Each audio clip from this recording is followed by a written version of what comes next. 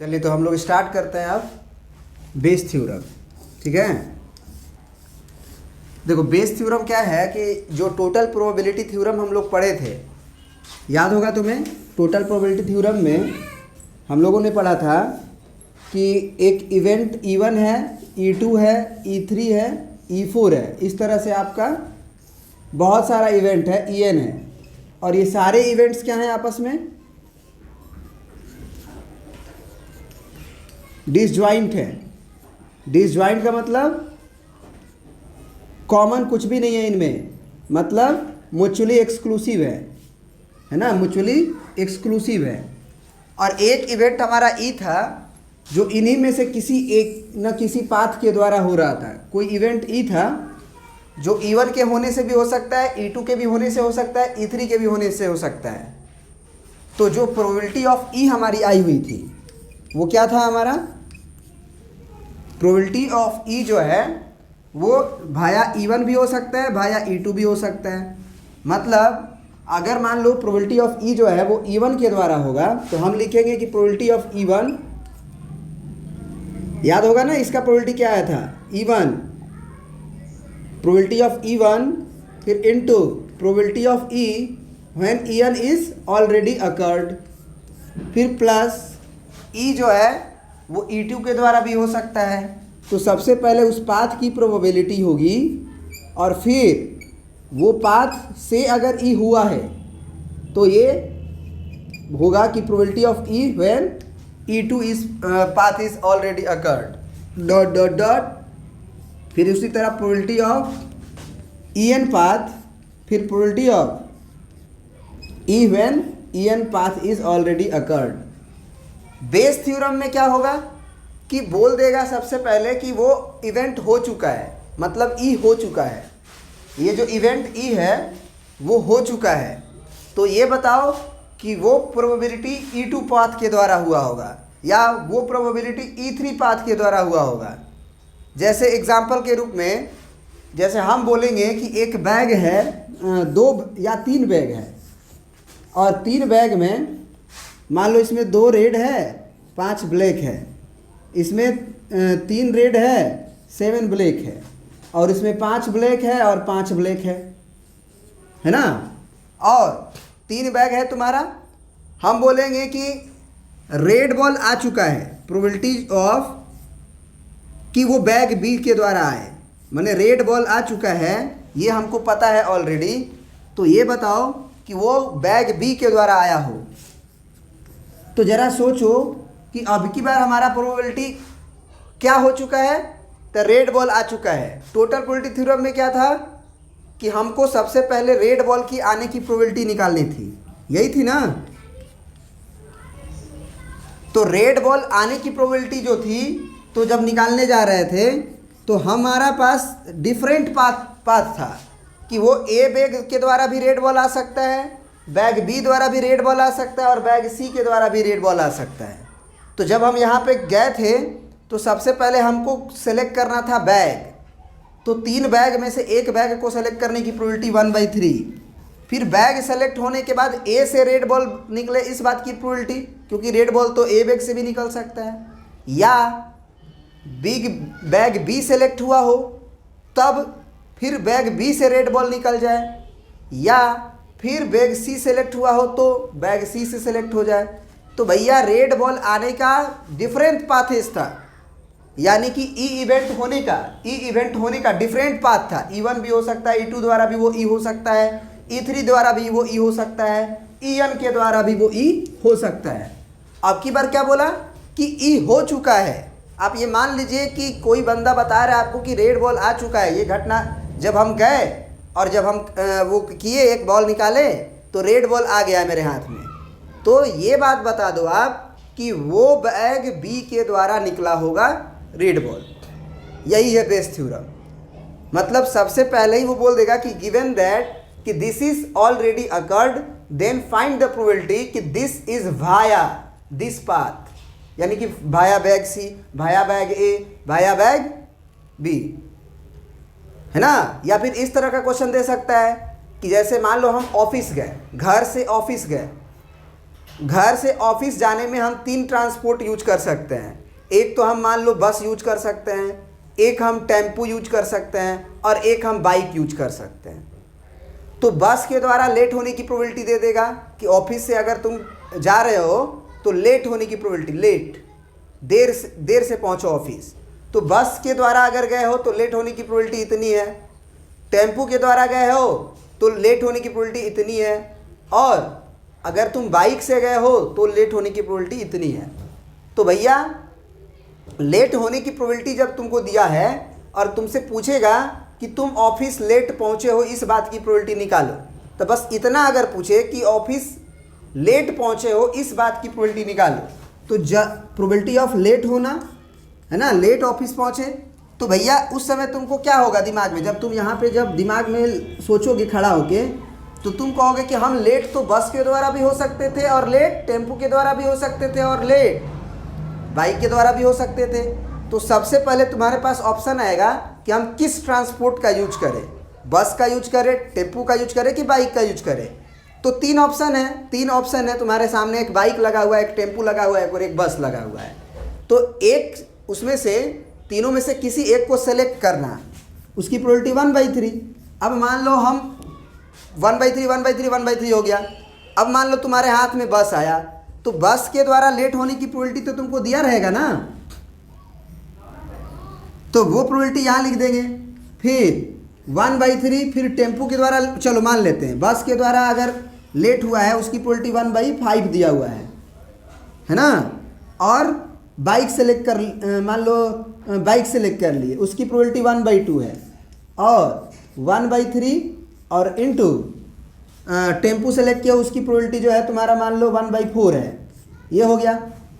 अब तुमसे बोले कि तुम लेट हो चुके हो, अब लेट हो चुके हो तो इस बात की प्रोबेबिलिटी निकालो कि तुम बाइक यूज किए थे, यही है बेस थ्योरम। तो उस समय हम क्या करेंगे, तो उस समय कुछ नहीं करना है, उस समय बहुत आसान क्वेश्चन हो जाता है। देखो कैसे हम क्या करेंगे कि हमको ये बताया जा चुका है कि प्रोबेबिलिटी ऑफ यहाँ पे ई K path if E is already occurred, क्या लिखे हैं, यही बेस थ्योरम का फॉर्मूला लिखने जा रहे हैं। Probability of E K path when E is already occurred, मतलब कि अगर बैग में से गेंद रेड आ चुका है तो बैग बी हुआ हो, बैग बी के द्वारा निकला हुआ हो। तो कंडीशनल प्रोबेबिलिटी से हम लोग क्या पढ़े हुए हैं, याद होगा तुमको, probability of E probability of E K when E is already occur को क्या लिखते हैं, probability of E K intersection ई और अपॉन प्रोबेबिलिटी ऑफ ई लिखते हैं ना। अब इसका मतलब ऊपर वाले को फिर कैसे लिखते हैं, तो ऊपर वाले को हम क्या लिखते हैं, बताओ प्रोबेबिलिटी ऑफ ई के, प्रोबेबिलिटी ऑफ ई के, फिर into probability of E when E K is already occurred are divided by probability of E, होता है ना। तो वहां से हम लोग इसका फार्मूला निकाल लिए ई के का, माने probability of E K path when E is already occurred बराबर probability of E K intersection E are divided by probability of E. और फर्दर जब हम फार्मूला को और आगे बढ़ाएंगे तो इसी का प्रोबेबिलिटी आ जाएगा ई के पाथ की, यदि ई हो चुका है तो प्रोबेबिलिटी ऑफ पहले पाथ की प्रोबेबिलिटी और इनटू उस पाथ की जिस पाथ से वो होना है। जैसे बैग बी है तो बैग बी के आने की probability into probability of red ball के आने की, यदि आपने बैग बी यूज किया है। तो यही हो जाता है बेस थ्योरम। डिवाइडेड बाई बाकी है। तो इस सब भी क्वेश्चन में तुमको क्या करना होगा कि टोटल प्रोबेबिलिटी थ्योरम ही पहले निकालना होगा, डिवाइडेड बाई प्रोबेबिलिटी ऑफ ई। अब देखो यहाँ पे जैसे ही तुमको बोलेगा कि यही क्वेश्चन देखो, मान के चलो कि बैग बी के द्वारा रेड बॉल आ चुका है, तो बताओ कि बैग बी से यूज हुआ हो। तो जरा सोचो कि तुमको डिनोमिनेटर में प्रोबेबिलिटी ऑफ ई तो निकालना है ना, डिनोमिनेटर में ई की प्रोबेबिलिटी निकालनी है। तो सबसे पहले तुम इस क्वेश्चन में जो बोलेगा कि गिवन दैट कि red ball is coming out, तो पहले सबसे पहले तुम रेड बॉल आने की प्रोबेबिलिटी को निकालोगे। तो रेड बॉल के आने की प्रोबेबिलिटी टोटल प्रोबेबिलिटी थ्योरम से ही निकालोगे, जैसे निकालते थे ये वाला फार्मूला से। अब ये जब हो जाएगा, ये घटना हो जाएगा, तो इसमें से उस पोर्शन का पार्टिसिपेंट देखोगे। जैसे बैग बी है तो बैग बी का पार्टिसिपेंट देखोगे, तो ये डिवाइडेड बाई टोटल हो जाएगा, है ना। जैसे यहीं पे बोले कि इसी क्वेश्चन में बताओ कि रेड बॉल आ चुका है, तो सबसे पहले हम रेड बॉल आने की प्रोबेबिलिटी को निकालेंगे, और उसके बाद अगर वो बैग बी के द्वारा हुआ हो तो बैग बी वाली बैग बी से रेड बॉल आने की probability divided by red ball आने की प्रोबेबिलिटी। चलिए अब क्वेश्चन को करते हैं, ये फार्मूला लिख लीजिए। अब चलो ये क्वेश्चन देखो, इसमें हमने क्या बोला था कि ये दिया गया है कि रेड बॉल आ चुका है। तो सबसे पहले जैसे ही मतलब बेस थ्योरम में बोलेगा कि गिवन दैट कि दिस इज ऑलरेडी अकर्ड, सब कुछ बोल के सबसे पहले जो हो चुका है उसी बात की प्रोबेबिलिटी को निकालेंगे। तो प्रोबेबिलिटी ऑफ रेड बॉल का आना, अब रेड बॉल आने की प्रोबेबिलिटी जो है हम यहाँ पे खड़ा होकर देखेंगे तो हमारे पास तीन ऑप्शन मिलेगा कि रेड बॉल तो हम भैया तीनों बैग में से निकाल सकते हैं। तो सबसे पहले हम बैग को सेलेक्ट करेंगे, तो बैग ए को सेलेक्ट करने की probability into probability of red ball आने की यदि बैग ए सेलेक्ट हुआ हो, प्लस फिर बैग बी को सेलेक्ट किए हों इस बात की प्रोबेबिलिटी, और यदि बैग बी को सेलेक्ट किए हैं तो रेड बॉल आने की प्रोबेबिलिटी कितनी होगी, है ना। तो फिर से लिखेंगे प्रोबेबिलिटी ऑफ रेड बॉल यदि बैग बी सेलेक्ट हुआ हो, फिर प्रोबेबिलिटी ऑफ बैग सी के सेलेक्ट होने की, है ना, और अगर बैग सी सेलेक्ट हुआ हो तो रेड बॉल आने की प्रोबेबिलिटी। ये हुआ। अब देखो ए बैग के सेलेक्ट होने की प्रोबेबिलिटी 1/3 होगा, क्योंकि तीनों जो है इक्वी प्रोबेबल है। बैग ए, बैग बी, बैग सी आइडेंटिकल है। आपको नहीं पता है कि उसमें क्या है क्या है क्या है ना। तो चलिए ज़्यादा पढ़ो उसको, कम पढ़ती हो तो मिटाने में दिक्कत होता है हमको, हाँ, और उससे भी ज़्यादा।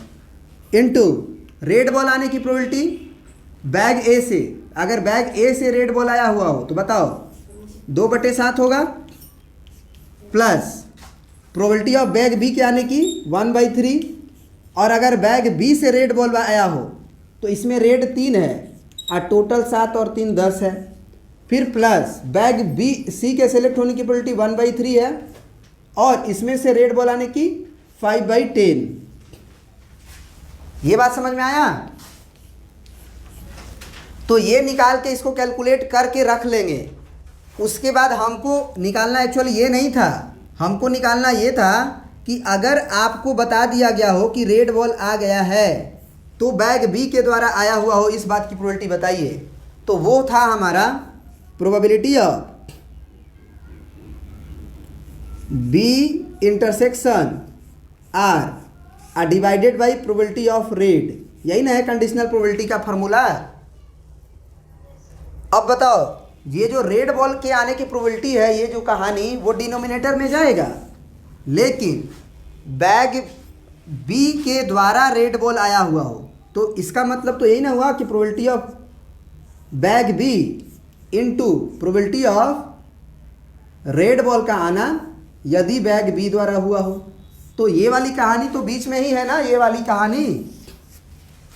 तो अगर आप इसको ए मानते हो, इसको बी मानते हो और इसको सी मानते हो तो इस बात की प्रोबेबिलिटी कितनी हो जाएगी कि प्रोबेबिलिटी ऑफ बैग बी और व्हेन रेड बॉल का आना यदि बैग बी के द्वारा रेड बॉल आया हुआ हो, इस बात की प्रोबेबिलिटी क्या होगी, ए प्लस बी प्लस सी नीचे, ऊपर में बी। ये वाली केवल प्रोबेबिलिटी जो होगी यानी कि 1/3 इंटू 3/10 वो ऊपर रहेगा, और ये टोटल जो कहानी है वो नीचे रहेगा। ये बात समझ में आ रहा है। तो देख लो, इसको काट दो पहले, तो ये 3 कट जाएगा, 1/10 होगा। ये 5 दूना के 10, ये 1/2 होगा, यहाँ से नहीं कटेगा। अब अपना लिख लो, आंसर तो लिख लोगे ना, ऊपर में 1/10 हुआ और डिवाइडेड बाई अपना ये कैलकुलेट करके नीचे लिख लेना। समझ में आ गया कहानी ना? चलिए अब आपके किताब का क्वेश्चन करते हैं।